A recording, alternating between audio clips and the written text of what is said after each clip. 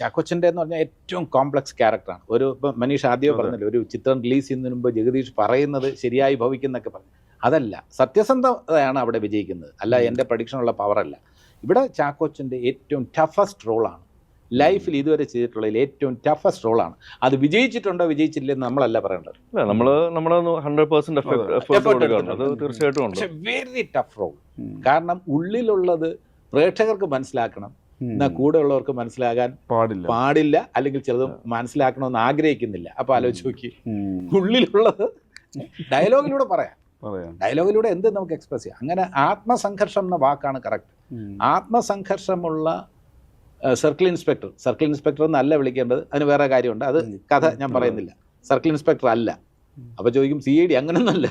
പക്ഷെ സർക്കിൾ ഇൻസ്പെക്ടറായിട്ട് ഇപ്പം ഹരിശങ്കർ ഒരു ആത്മസംഘർഷത്തിലാണ്. ഏത് കേസ് അന്വേഷണത്തിലും ഇതൊക്കെ നമ്മൾ ഡോക്യുമെന്ററി സ്റ്റൈലിലല്ല, തീർച്ചയായിട്ടും പ്രേക്ഷകർ കാണുമ്പോൾ ഇനി എന്ത് എന്നറിയാൻ താല്പര്യമുള്ള രീതിയിലുള്ള ഒരു ത്രില്ലറിന്റെ പേസ് ഉണ്ട്. ആ പേസ്